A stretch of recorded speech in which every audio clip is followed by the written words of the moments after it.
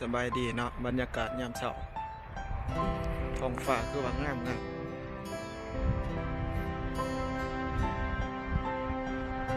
สีเย็นๆจังเลยอากาศยามเช้า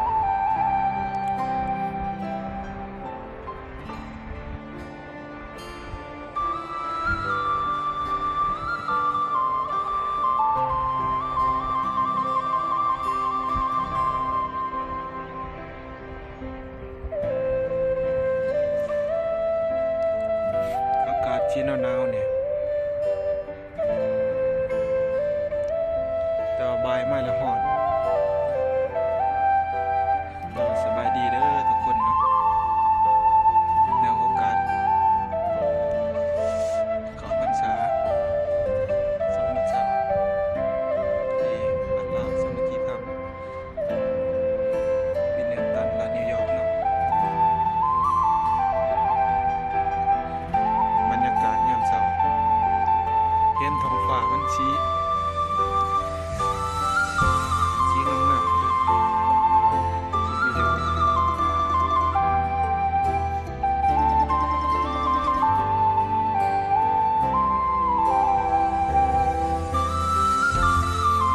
ดอกไม้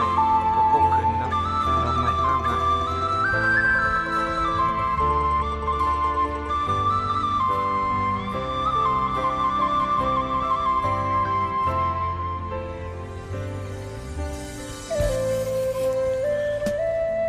สีเหลืองนี่ก็งามสีเหลืองสีแดงมันจะซื้อจังได้ดอกไม้ก็ได้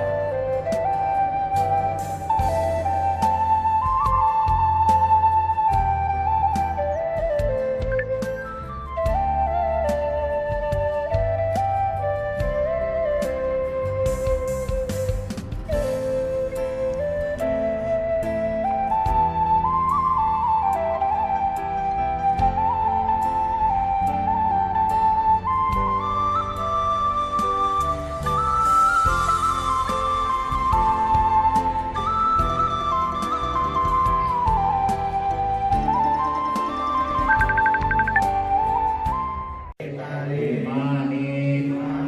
มะยังพันเตกาปตานิ บุตตังชรกัจฉามิ บุตตังชรกัจฉามิ ธัมมังชรกัจฉามิ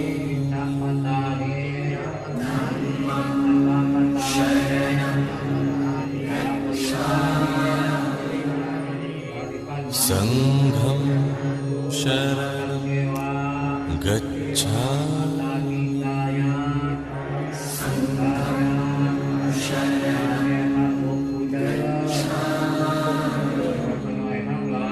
พุทธังชรกัจฉามิธัมมังชรกัจฉามิสังฆัมชรกัจฉา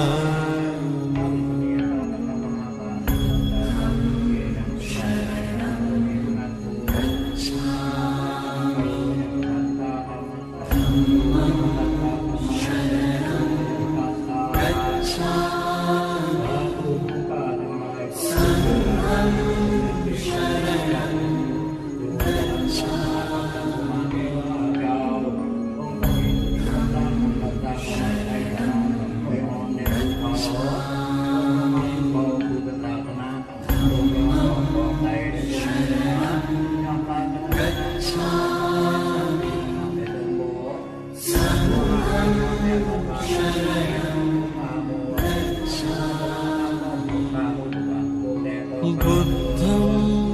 ชรกัจฉามิธัมมังชรกัจฉามิสังฆัมชรกัจฉามิ พุทธังชรกัจ गच्छामि धम्मं शरणं गच्छामि